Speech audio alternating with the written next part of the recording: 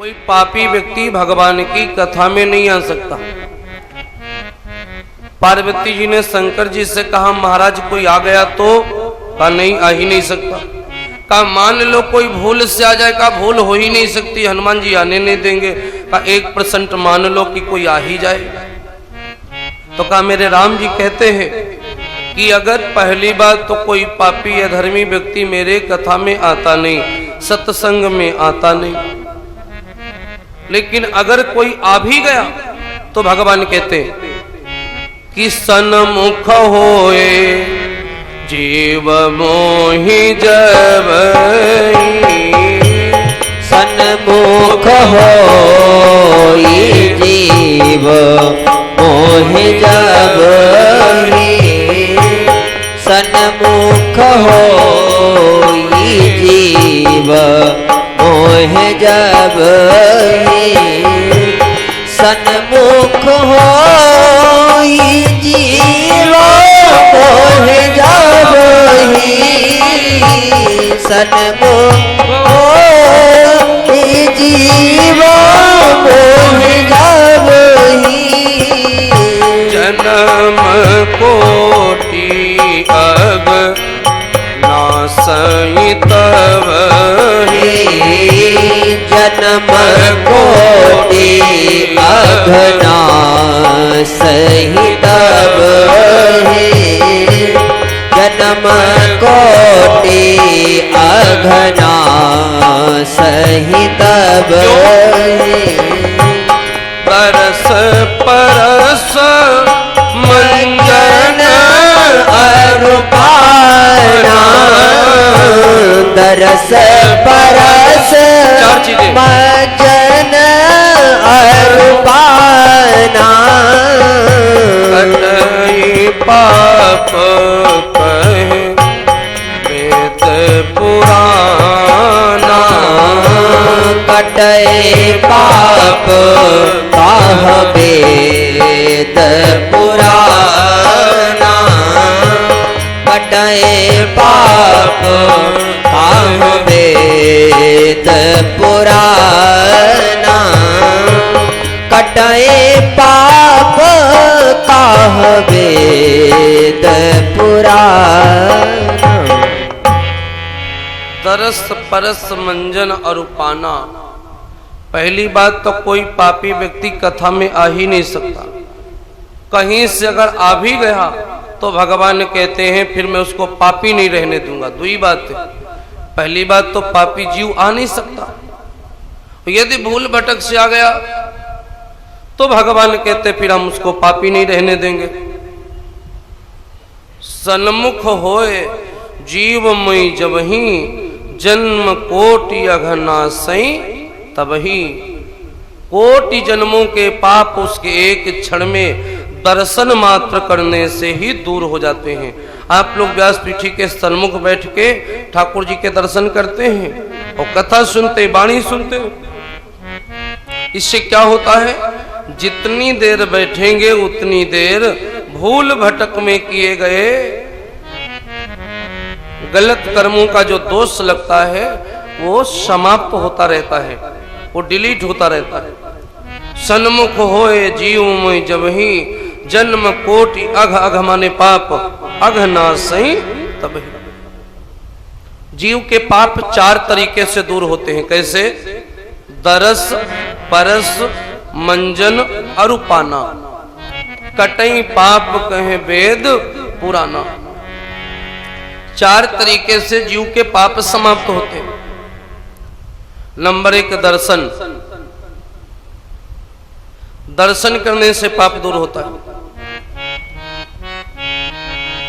दरस परस, किसी के दर्शन हो जाएं। लाइट आ गई कि नहीं आई? अभी नहीं आई। जैसे ही आ जाए वैसे देख लेना, ठीक है?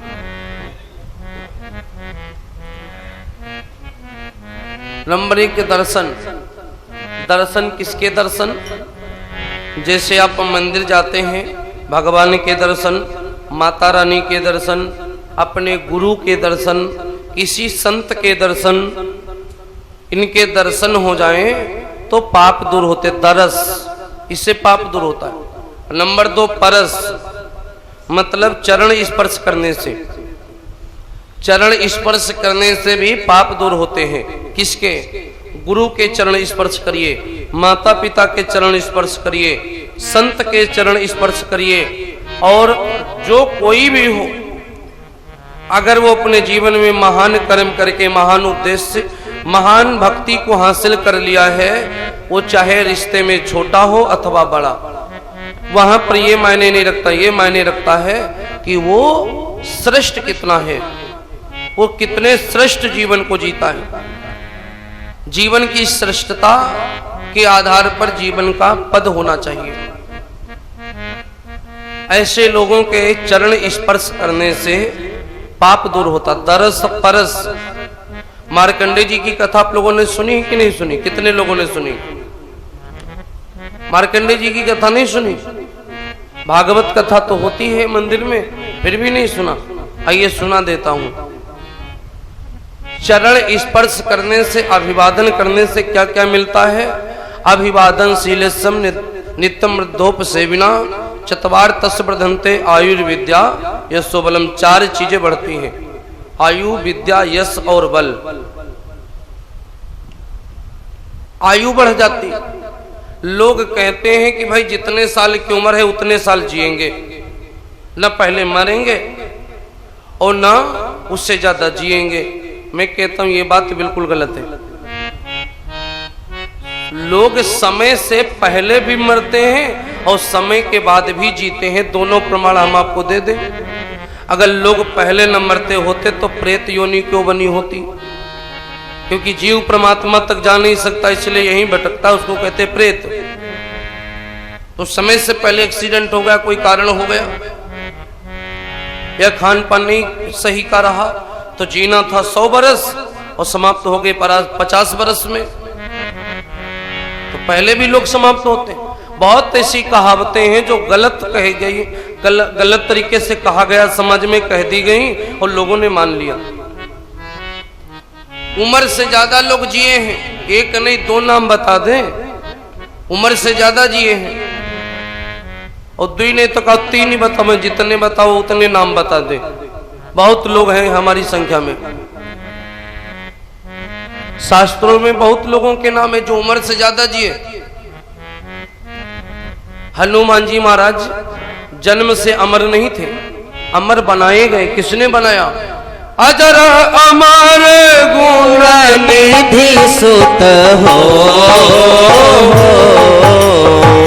अजर अमर गुण निधि सुत हो, करवो बहुत गुनायक छो, करहु बहुत गुनायक छो, कष्ट सिद्धि नवनिधि के दाता, असबर दीन जान की माता, असबर दीन जान की माता, असबर दीन जान की माता। तो हनुमान जी अमर बनाए गए। स्वयं जगत जननी सीता मैया ने अमर कर दिया। अजर अमर गुण निधि सुत हो, मां ने अमर कर दिया, हनुमान जी अमर हो गए हैं। और सुनिए तुलसी बाबा, तुलसी बाबा की उम्र थी 125 साल और जिए कितने बरस? 126 साल। 16 लेख लिखे तुलसी बाबा ने, लेकिन उनके मन को शांति नहीं मिली। तो एक दिन रोने लगे तो हनुमान जी प्रकट हुए। क्यों रो रहे हो? बताया महाराज मैंने इतना लिखा पढ़ा लेकिन मेरे मन में शांति नहीं है। तो हनुमान जी ने कहा तुमने भगवान की वंदना नहीं लिखी है इसलिए तुम्हारे मन को शांति नहीं है। भगवान की वंदना लिखो। तब तुलसी बाबा ने विनय पत्रिका लिखने की सोची और जब ही लिखने बैठे कागज कलम लेके, यमदूत आ गए, बोले चलो। तो बोले कि हम तो भगवान की विनती लिखने जा रहे। बोले अब कागज पूरा हो गया, चलो। तो तुलसीदास रोने लगे। अब जब रोने लगे, हनुमान जी की बड़ी कृपा रही है तुलसी बाबा पे। क्यों?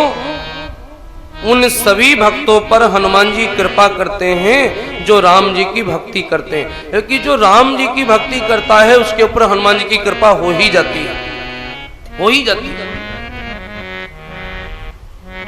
ये हनुमान जी जैसे संत की ही कृपा थी जो विभीषण भैया भगवान के शरणागत हो सके, हो ही जाती है। हनुमान जी महाराज रामायण के प्रथम संत हैं। रोने लगे तुलसीदास जी तो प्रकट हुए। हनुमान जी बोले क्यों रो रहे हो? बोले कि भगवान की विनती लिखने जा रहे थे। ये यमदूत बोलते अब चलो, इसीलिए रो रहे हैं। ये बोलते चलो इसीलिए हम रो रहे हैं।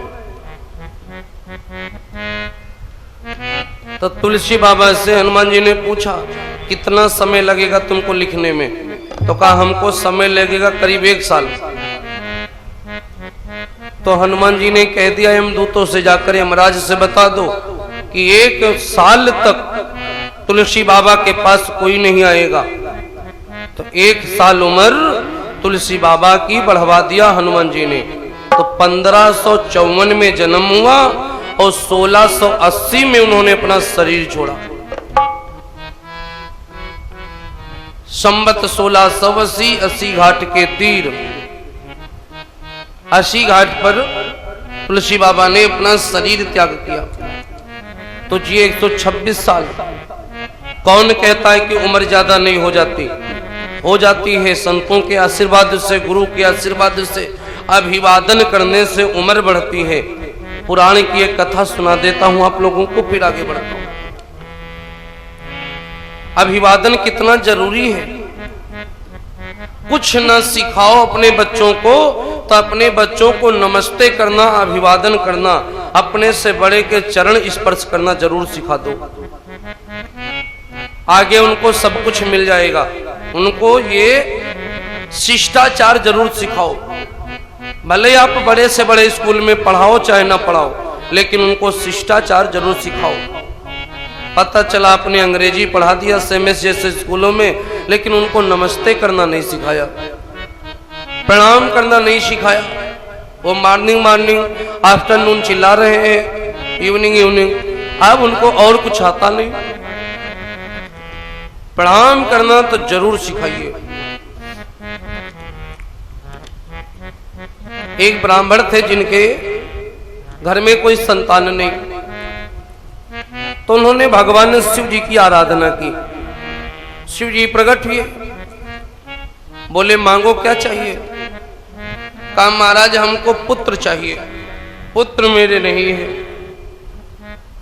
तो भगवान शंकर बोले पुत्र नहीं है, पुत्र तो हम अपने हिस्से से दे सकते हैं, अपने भाग्य से दे सकते हैं, लेकिन 2 प्रकार के पुत्र मिलेंगे। बोलो कौन से? 1 प्रकार का मिलेगा। 2 प्रकार के पुत्र जगत में हैं। दोनों प्रकार में से किस प्रकार का पुत्र आपको चाहिए? एक लंबा जिएगा लेकिन आपको दुख देगा, ऐसा पुत्र चाहिए? कि एक कम जिएगा लेकिन जितने दिन जिएगा आपको सुख देगा? बोलो कौन सा लोगे? तो ब्राह्मण ने कहा महाराज वैसा पुत्र दो जो सुख दे, दुख देने वाला 100 वर्ष वाला नहीं चाहिए। तो कहा कि जो सुख देने वाला है उसकी उम्र कम है। कहा कोई बात नहीं। कहा उसको उम्र केवल 5 वर्ष की मिलेगी। दोनों ने सोचा कम से कम 5 वर्ष तो प्रेम ममता करेंगे, 5 साल तो हम उनको प्रेम करेंगे अपने पुत्र को, और अगर दुराचारी पुत्र ले लिया तो जीवन भर रुलाएगा हम लोगों को। तो कहा ठीक है महाराज 5 वर्ष वाला दे दो। शंकर जी बोले 5 वर्ष के बाद ये मर जाएगा। वरदान देख के शंकर जी चले गए। ब्राह्मण को 1 साल बाद में एक पुत्र हुआ। धीरे धीरे समय बीत रहा है, ध्यान से समझिएगा सभी लोग। धीरे धीरे समय बीत रहा है। 5 बरस में मात्र 3 दिन रह गए। जिस माता को मालूम है 5 बरस के बाद मेरा पुत्र मर जाएगा, उस माता ने एक एक दिन का हिसाब लगा रखा है। 3 दिन जब रह गए तो उस माता ने खाना पीना छोड़ दिया। बालक ने पूछा, माता तुम रो रही हो, सुबह से 3 दिन हो गए कुछ खाया नहीं, क्या बात है, खा पी नहीं रही हो? मां ने बताया, बेटा 10-12 घंटे 24 घंटे के बाद में तुम्हारी मृत्यु हो जाएगी, तुम मर जाओगे।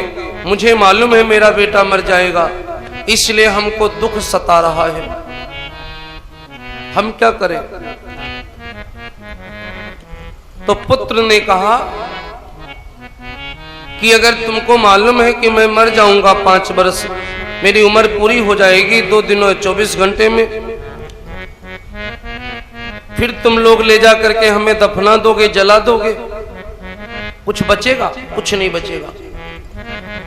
मेरे शरीर के साथ मेरे प्रति जो आपके हृदय में ममता है, वो ममता भी जल भस्म हो जाएगी, जल के वो भी भस्म होगी। तो माता एक निवेदन है मेरा कि जब मुझे मालूम है कि मर जाना है, आप जानती हो, तो मुझे आप आज ही अपने घर से निकाल क्यों नहीं देती? तो कहा कहां जाओगे? कहा कहीं जाएंगे, इतनी बड़ी दुनिया है भगवान की, कहीं जाएंगे। लेकिन माता इससे तुम्हारा बहुत फायदा है। क्या फायदा है? फायदा यह है तुम्हारी नजरों के सामने यदि मैं मरूंगा तो तुम्हारी ममता मर जाएगी, और यदि मैं तुम्हारी नजरों के सामने नहीं मरूंगा, अलग जाके कहीं मरूंगा, तो तुम्हारी ममता जीवित रहेगी। तुमको एक आस लगी रहेगी मेरा पुत्र कहीं गया है, अभी आया नहीं है, क्योंकि आंखें जब तक देखेंगी नहीं तब तक मानेंगी नहीं, स्वभाव है आंखों का। तो ऐसा करो, हमको तुम निकाल क्यों नहीं देती घर से?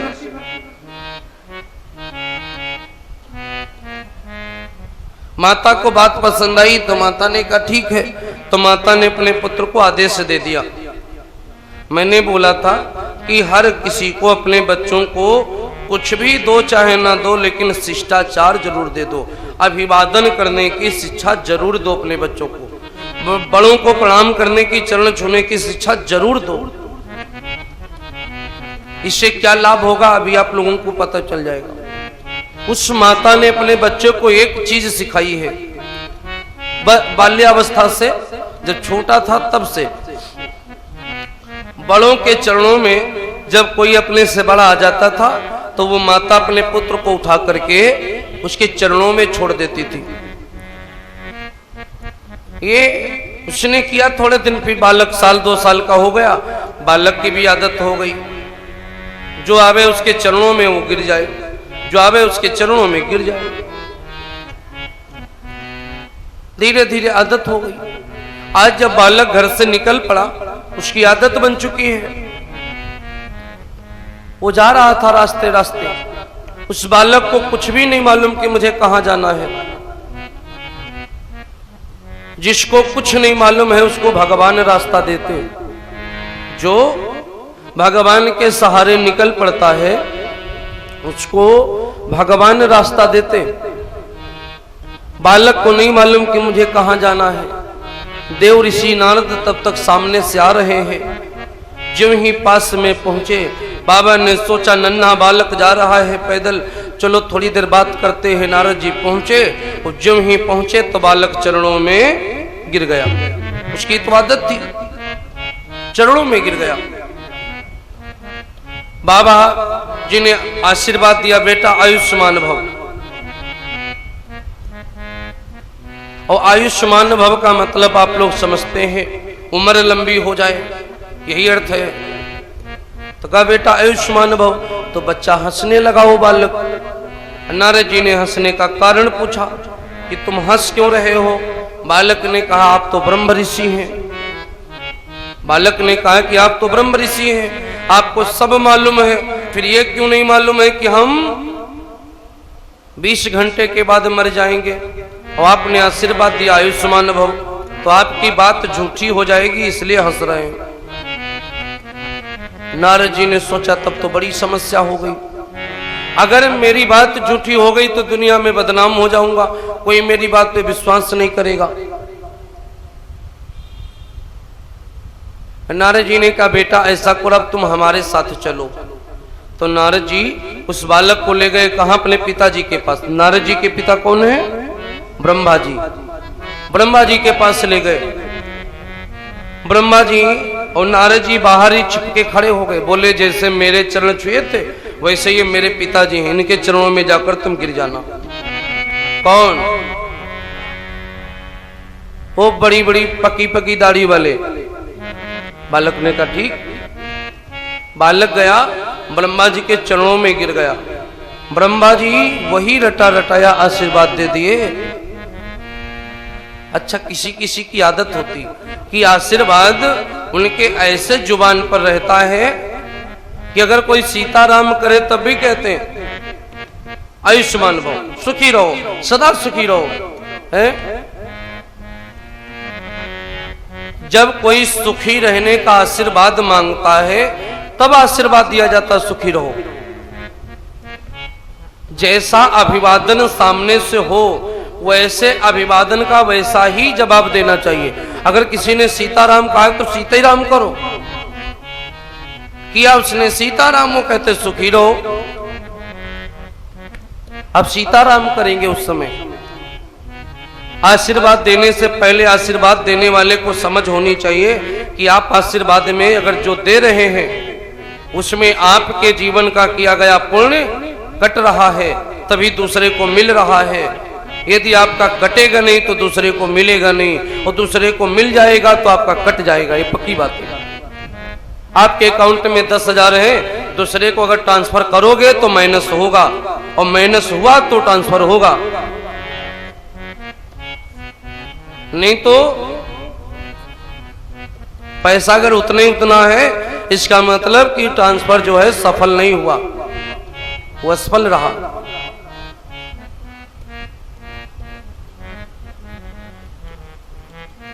रिचार्ज भी करवाओ तो आ जाता लिख करके उसमें सफलता पूर्वक हो गया, और अगर नहीं होता है तो लिख करके आता है अनुरोध अवरुद्ध है। आशीर्वाद दूसरे को नहीं मिलेगा तो समझ लो आपके अकाउंट से नहीं कटेगा, और अगर आपके अकाउंट से कट गया इसका मतलब दूसरे को मिल गया। आशीर्वाद दे दिया ब्रह्मा जी ने, बेटा आयुष्मान भव। बालक हंसने लगा तो ब्रह्मा जी ने पूछा क्यों हंस रहे हो? तो कहा आप तो ब्रह्मा जी हो, आप तो सब जानते हो, फिर ये क्यों नहीं जान पाए कि मेरी आयु मात्र शेष 15 घंटे बची है, फिर हम मर जाएंगे।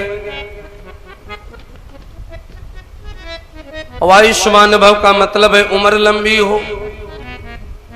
तो ब्रह्मा जी ने कहा अगर भैया तो मैं मरने ही था तो क्या हम ही मिले थे क्या यहाँ आने के लिए, तुम मेरे पास क्यों आए? तो बालक तो बच्चे कभी झूठ बोलते नहीं, वो तो भगवान का रूप। तो बच्चा बोला हम आए कहाँ, हम लाए गए। तो कहा लाया कौन? कहा देखो वो तुम्हारा लड़का खड़ा है वही लेकर के आया है। तुम नारद जी किनारे खड़े थे। ब्रह्मा जी ने पूछा नारद जी से यहाँ क्यों लाए? तो नारद जी ने कहा कि अगर पुत्र के ऊपर समस्या आ जाए तो बप्पा के पास न जाए तो कहां जाए? अगर पुत्र पे समस्या हो तो अपने पापा के पास से न जाए तो क्या पड़ोसी के पास जाए? ब्रह्मा जी भी चुप, जवाब ऐसा दे दिया नारद जी ने। तो ब्रह्मा जी ने कहा बेटा अब हमारे साथ चलो। तो नारद जी ब्रह्मा जी लेकर के गए भगवान विष्णु के पास। विष्णु जी के वैकुंठ पहुंचे तो छिप करके खड़े हो गए और बोले बेटा वो जो बैठे हैं उनके चरणों में जाकर के तुम वैसे साष्टांग प्रणाम करो। बालक ने जाकर भगवान विष्णु के चरण छुए। भगवान विष्णु ने भी वही आशीर्वाद दिया, बेटा आयुष्मान भव। बालक फिर हंसने लगा।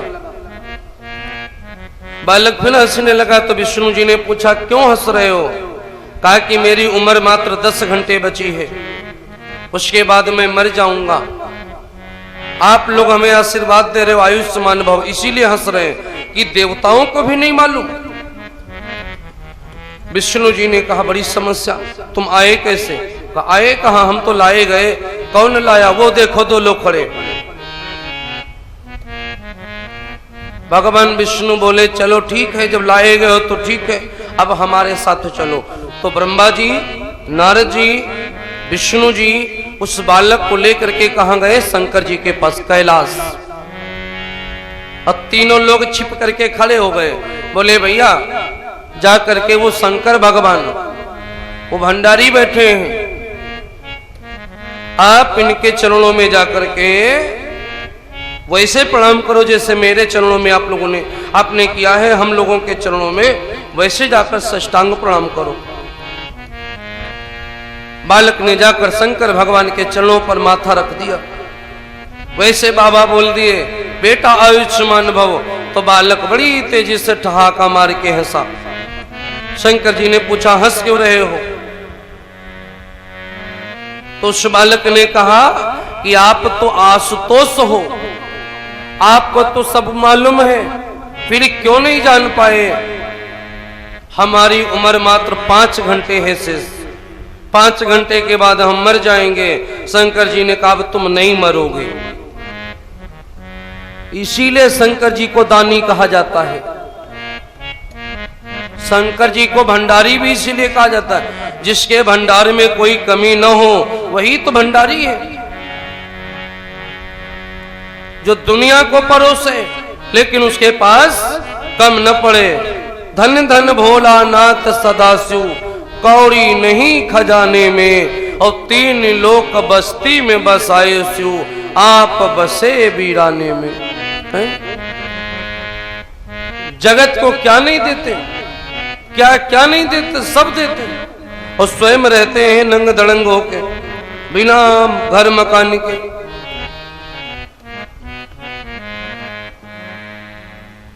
है कि नहीं? इसीलिए वो दानी है। शंकर भगवान बोले अब तुम नहीं मरोगे, मरने ही था तो तुम यहां ना आए होते, यहां आ गए हो तो अब तुम नहीं मरोगे। मेरे दरबार में आकर के कोई निराश नहीं होता। तो भगवान शंकर ने अपनी आयु से 500 बरस काट करके उस बालक को दान कर दिया। अपनी आयु से 500 बरस उस बालक को दान कर दिया शंकर जी ने। तो उस बालक की उम्र हो गई कितनी? 505 बरस, क्योंकि 5 बरस की तो आयु मिली ही थी, और 500 बरस दिए शंकर जी ने, तो उम्र मिली 505 बरस।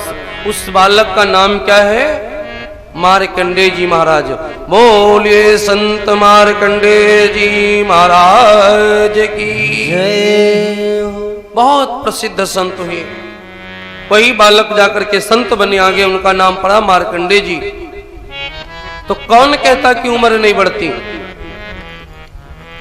लोग फालतू ही में नौटंकी करते रहते कि देखो भैया जितनी उम्र है उतना जिएंगे, समय से पहले मरेंगे नहीं और समय से ज्यादा जिएंगे नहीं। तो समय से आयु से ऊपर उठ करके लोग जिए भी हैं और समय से पहले लोग मरते भी हैं, और समय से पहले न मरते तो ये भूत प्रेत न होते। तो ये कहावतें कब बनी, कैसे बनी, लोगों ने इनको अपने जीवन में उतारा का नहीं, ऐसे है, ऐसा नहीं है। आदमी अपने कर्मों से, हम बात क्या सुना रहे थे, आदमी अपने कर्मों से अच्छे बुरे कर्म करके ही लाभ नुकसान प्राप्त करता है। बात हो रही थी पाप कटने की।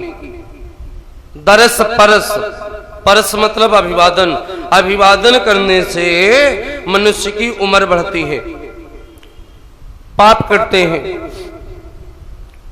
दरस परस मंजन, तीसरा शब्द है मंजन। मंजन किसको कहते हो?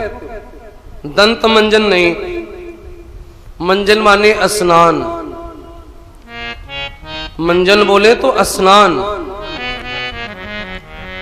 स्नान करने से पाप दूर होता है। स्नान कहाँ करें?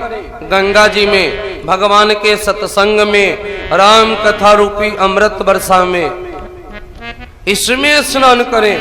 जो लोग सत्संग रूपी गंगा में स्नान करते हैं उनके पाप समाप्त हो जाते हैं। तो दरस परस मंजन और पाना, चौथा शब्द है पाना। पाना मतलब ग्रहण करना। जो भी प्रसाद पाओ पहले भोग लगाओ।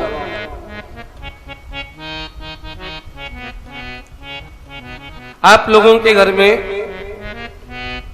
राजू भैया के घर में तो भोग लगता है पहले, बाद में ही लोग प्रसाद पाते हैं। ये बात मुझे मालूम हो गई है क्योंकि मैं भी प्रसाद पा रहा हूं आपकी रसोई में। आप लोग कितने लोग अपने घर में पहले ठाकुर को भोग लगाते हो? नहीं, आपके घर में तो लगता है, और बाकी ऐसे पाते हो। अब सुन लो जी, जो लोग भोग लगाते हो अच्छी बात है, लगाना चाहिए। जो जिनके घर में भोग नहीं लगता है, आज ही से स्टार्ट कर दो भोग लगाना। पहले भगवान को भोग लगाओ तभी भोजन पाओ, क्योंकि जो भोग लगाकर पाते हैं वो भोजन पाते हैं, भोजन प्रसाद पाते हैं। और जो भोग नहीं लगाते हैं वो खाते हैं। जो भोग लगाते हैं वो पाते हैं, और जो भोग नहीं लगाते वो खाते हैं। खाता कौन है? दलिद्री। खाता दलिद्री है और पाता भक्त है। इसलिए आप भक्त बनो, दलिद्री ना बनो, भक्त बनो। महिमा महाप्रसाद की पावो प्रेम लगाए। भोग लगाओ, गौ को रोटी जरूर निकालो। भोग तो ठाकुर को लगना ही चाहिए। जो लोग बिना भोग लगाए अन्न ग्रहण करते हैं, बिना राम नाम लिए, जिनके घर में राम नाम का भक्ति भाव नहीं होता है, उनके घर में कलेश आने लगता है कहीं ना कहीं से। उनके जीवन में संकट के बादल छाने लगते, कहीं ना कहीं कोई ना कोई कारण बन जाता है।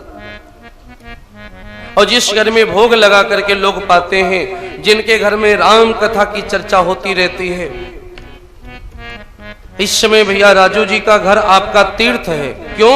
आप लोग सुबह उठते हैं, जल्दी ये करो वो करो, भोग जाना है, भगवान को भोग लगना, महाराज जी को प्रसादी जानी है, फिर उधर कथा में जाना है, कथक बाद फिर गए व्यवस्था करनी है, महाराज जी को भोग जाना है, भगवान को भोग लगना है, फिर भोग पाना है, फिर शाम को सोए तो क्या ध्यान आया, सुबह फिर व्यवस्था करनी है। तो इस तरीके जब भाव घर में बन जाते हैं ना, तो घर तीर्थ हो जाता है। इसीलिए मैं कहता हूं अपने घर को तीर्थ आप स्वयं बना सकते हो। अपने घर को तीर्थ स्वयं बनाने की इच्छा अगर आपके अंदर हो तो बना सकते हैं, आप स्वयं बना सकते हैं। घर को ही तीर्थ बना लो। जिस घर में लोग भक्त होते हैं, कथा श्रवण करते हैं, भगवान को भोग लगाते हैं, वही लोग स्वर्ग में रहते हैं। इसी का नाम स्वर्ग है। और स्वर्ग कहीं है नहीं, स्वर्ग यही धरती पर है। धरती पर ही नरक है और धरती पर ही स्वर्ग है। जो लोग तमाम कष्ट भोग रहे हैं, कई आंखों से देख नहीं पा रहे, हाथ कटे हुए हैं, कई पैर कटे हैं, खिसक के चलते हैं, हाथ गंदे हैं, भोजन कर नहीं सकते क्योंकि कटे हुए हैं, कर ही नहीं सकते। नाना प्रकार के वीडियो आप लोग यूट्यूब पर देखते हैं, वो कहाँ हैं? वो नरक काट रहे हैं, वो नरक में हैं। जिनके घर में ठाकुर का भजन हो रहा है, भगवान का भोग लग रहा है, कथा चल रही है, भक्ति रूपी आनंद गंगा धारा घर में बह रही है, वही लोग सच में स्वर्ग में हैं। यही स्वर्ग है, यही स्वर्ग का भोग है। बोले सीताराम भगवान की जय। तो हम लोग घर में भोग जरूर लगावे। दरस परस मंजन अरुपाना, भोग लगा के भोजन पाओ। भले नमक रोटी बनी हो, जो बना हो सो लगाओ। अयोध्या जी में 4 भैया लोग दर्शन करने आ जाते सुबह सुबह। सुबह से शाम तक भीड़ लगी रहती है। कनक भवन में लोगों का तांता लगा रहता, आते जाते रहते लोग। कुछ देवियां दर्शन करके आती, दर्शन करने आती, दर्शन करके जाती, कुछ फिर आती, फिर कुछ जाती, फिर आती, फिर जाती, बार बार यही करती। अयोध्या जी में आज भी वो परंपरा है। अयोध्या जी का मुख्य प्रसाद क्या है आप लोग जानते हैं? दर्शन। मुख्य प्रसाद जो है अयोध्या जी का दर्शन है। दूसरा प्रसाद भंडारा है। अयोध्या जी में लोग जाके भंडारा करवाते हैं या फिर जाकर दर्शन करते हैं, यही प्रसाद है वहां का। मुख्य प्रसाद है दर्शन। कनक भवन में 2 आरती होती हैं, चाहे शीतकाल हो शाम की 2 आरती, 2 आरती सुबह की होती है, 4 आरती सुबह से शाम तक होती है। आप लोग देखेंगे चारों आरती, यहां एक बार आरती होती तो मोहल्ले के सब लोग नहीं आ पाते, जो जुड़े हुए होते हैं वही आ पाते, बाकी कहते रहे चलो होने दो, नहीं जा पाते। वहां चारों टाइम में इतनी भीड़ रहती कि पूछो ना, भीड़ चारों आरती में मिलती है। तो भगवान के दर्शन ही मुख्य है। अयोध्या जी में दर्शन करने देवियां आती हैं, लौट के अपने घर जाती हैं। देवियां एक दूसरे से मिलती हैं तो कहती हैं कि ए बहन देखो कौशल्या जी का लल्ला कितना सुंदर है। कोई कहती है कि मन करता है कि देखती ही रहो, इतने सुंदर हैं, 4 हैं तो 4 के चारों बड़े सुंदर हैं। और कौशल्या जी के लल्ला को तो पूछो ना, इतने सुंदर हैं कि पूछो ना। अरे जब से निहर ली सखी हो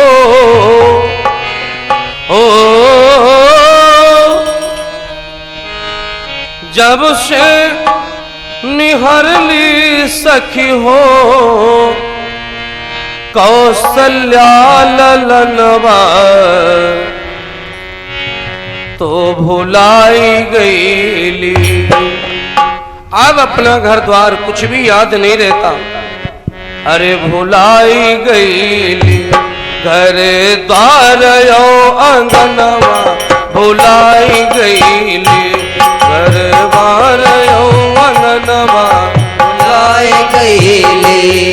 घर बार यो अंगनवा भुलाई गईली, घर बार यो अंगनवा भुलाई गईली। जब से निहार ली सखी, जब से निहार ली सखी कौशल्या ललनवा भुलाए गई, हो भुलाए गईली। घर बार यो अंगनवा भुलाए गईली, घर बार यो अंगनवा भुलाए गईली, घर बार यो अंगनवा भुलाए गईली, घर बार यो अंगनवा भुलाए गईली। जब से दर्शन हुए, जब से निहर ली सखी, जब से निहर ली सखी कौशल्या ललनवा भुलाए गईली, ओ भुलाए गईली। घर द्वार यो अंगनवा भुलाई गईली, घर द्वार यो अंगनवा भुलाए गई, घर द्वार यो अंगनवा भुलाए गईली, घर द्वार यो अंगनवा भुलाए गईली। ओ भुलाई गईली हो, भुलाई गईली हो, भुलाए गई हो, भुलाए गईली। घर द्वार यो अंगनवा भुलाए गईली, घर द्वार यो अंगनवा भुलाए गईली, घर द्वार यो अंगनवा भुलाए गई। इतने सुंदर है चारों भैया। धीरे धीरे चारों भैया बड़े हो रहे हैं। उससे पहले नामकरण हुआ। नामकरण के लिए गुरु वशिष्ठ जी आए। चारों भैया लोगों का नामकरण किए, जिसका जैसा काम उसका वैसा नाम। पहला नाम भगवान का, जो सुख धाम राम असनामा, जो सुख के धाम है उनका नाम राम है। जो सुख धाम राम असनामा, अखिल लोक दायक विष रामा। दूसरा नाम भरत भैया का, विश्व भरन पोषण कर जोई, ताकर नाम भरत अस होई। तीसरा नाम शत्रुघ्न जी का, जाके सुमिरन तेरी पुनासा, नाम शत्रुघ्न वेद प्रकाशा। चौथा नाम लक्ष्मण भैया का, लक्षण धाम राम प्रिय, सकल जगत आधार, गुरु वशिष्ठ तहि राखा, लक्ष्मण नाम उदार। चारों भैया लोगों का नामकरण हुआ। फिर जनेऊ संस्कार की बारी आई। जब थोड़ा बड़े हुए उपनयन संस्कार हुआ। भाई कुमार जब ही सब भ्राता, तो दीन जनेऊ गुरु पीतु माता। चारों भैया बड़े हो गए तो जनेऊ संस्कार हुआ।